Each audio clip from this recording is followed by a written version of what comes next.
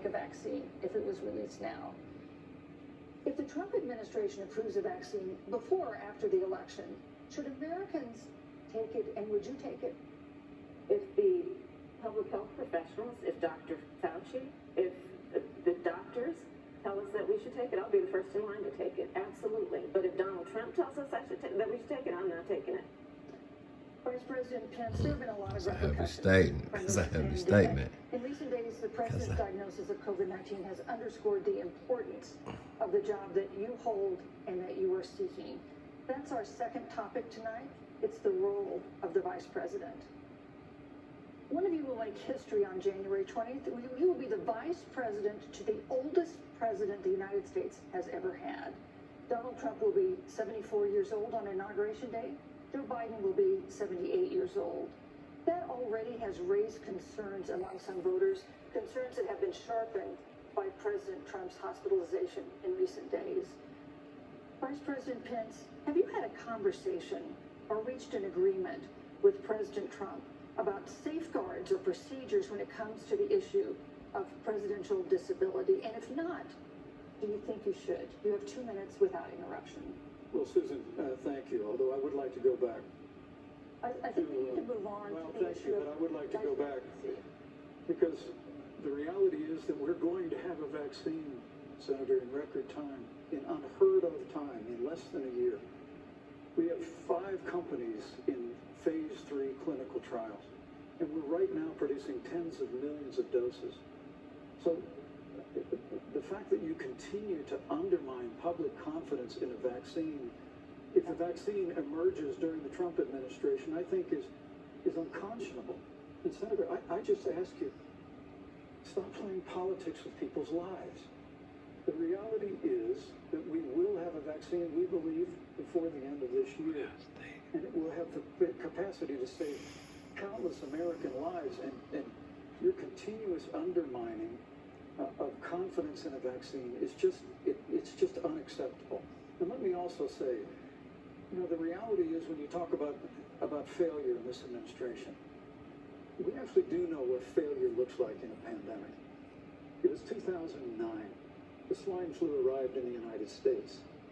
Thankfully, it ended up not being as lethal as the coronavirus. But before the end of the year, when Joe Biden was vice president of the United States, not 7.5 million people contracted the swine flu. 60 million Americans contracted the swine flu. If the swine flu had been as lethal as the coronavirus, in 2009, when Joe Biden was vice president, we would have lost 2 million American lives. His own chief of staff, Ron Klain, would say last year that it was pure luck that they did, quote, everything possible wrong. And we learned from that. They left the Strategic National Stockpile empty. They left an empty and hollow plan, but we still learned from it. And I think the American people, I'm going to say again, can be proud of what we have done. And Senator, please stop undermining confidence in a vaccine. Senator Harris, let me ask you the same question that I asked Vice President Pence, which is, have you had a conversation or reached an agreement with Vice President Biden about safeguards or procedures when it comes to the issue of presidential disability? And if not, and if you win the election next month, do you think you should? You have 2 minutes uninterrupted. So let me tell you, first of all, the day I got the call from Joe Biden, it was actually a Zoom call, asking me to serve with him on this ticket was probably one of the most memorable days of my life. I thought about my mother, who came to the United States at the age of 19, gave birth to me at the age of 25 at Kaiser Hospital in Oakland, California. And the thought that I'd be sitting here right now, I know would make her proud. She must be looking down on this. Joe and I were raised in a very similar way.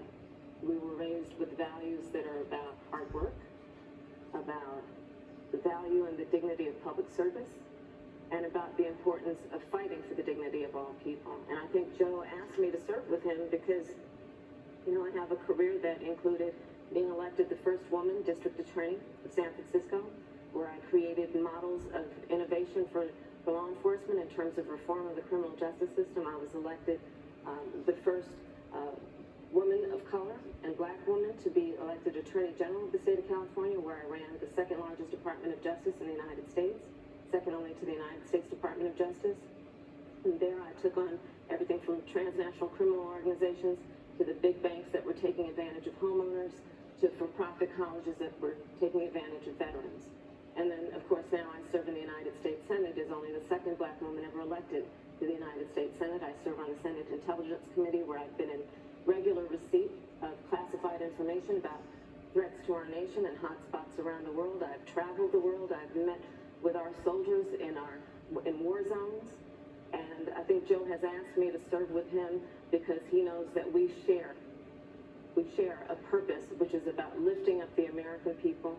And after the 4 years that we have seen of Donald Trump unifying our country around our common values and principles. Thank you, Senator Harris. You know, neither President Trump nor Vice President Biden has released the sort of detailed health information that had become the modern norm until the 2016 election.